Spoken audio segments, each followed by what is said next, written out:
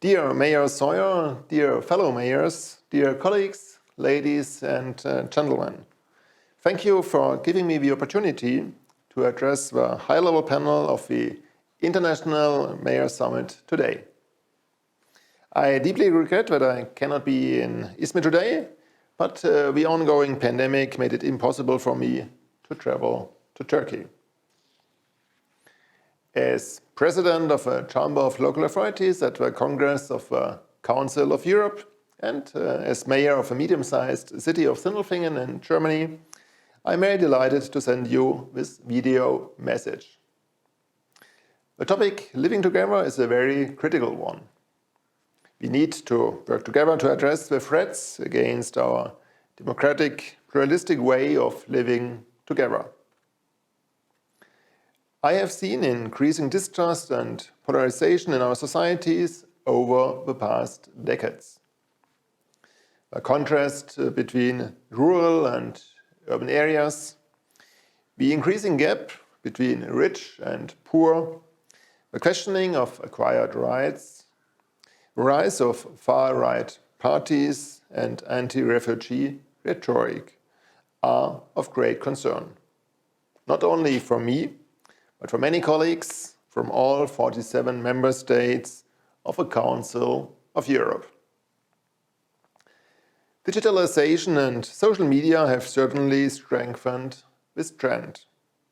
And due to the extreme precise algorithms in the social media world, people only hear voices that agree with their point of view.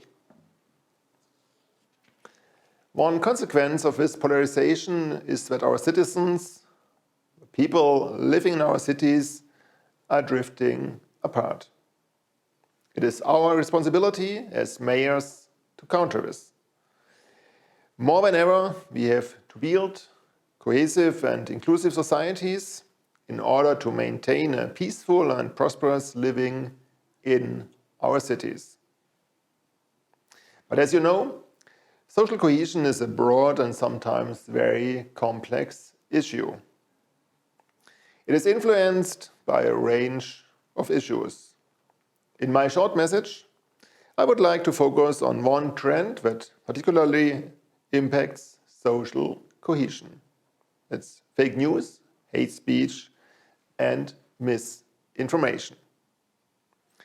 Hate speech against mayors and local councillors has unfortunately been an ongoing topic, and we have addressed it in the Congress several times in the past years. It was heartbreaking to hear the stories from colleagues from all member states and different political parties. But what can we do? We have learned that cooperation with local media, daily newspapers and local events where we can diffuse information and counterfeit ones is critical.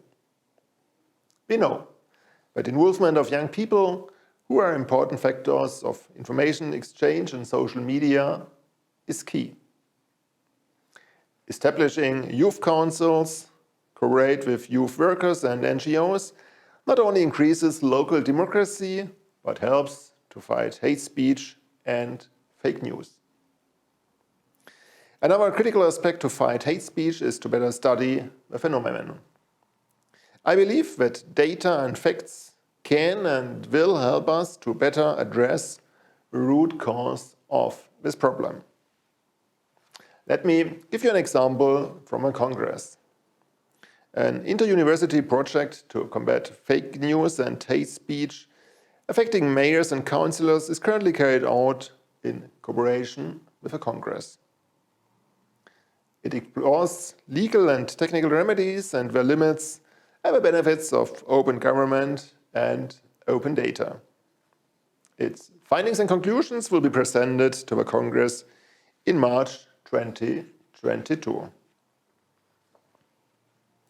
Let's come to a conclusion. It might not come as a surprise to you, fellow colleagues, but local and regional officials are key actors in the fight against misinformation and hate speech.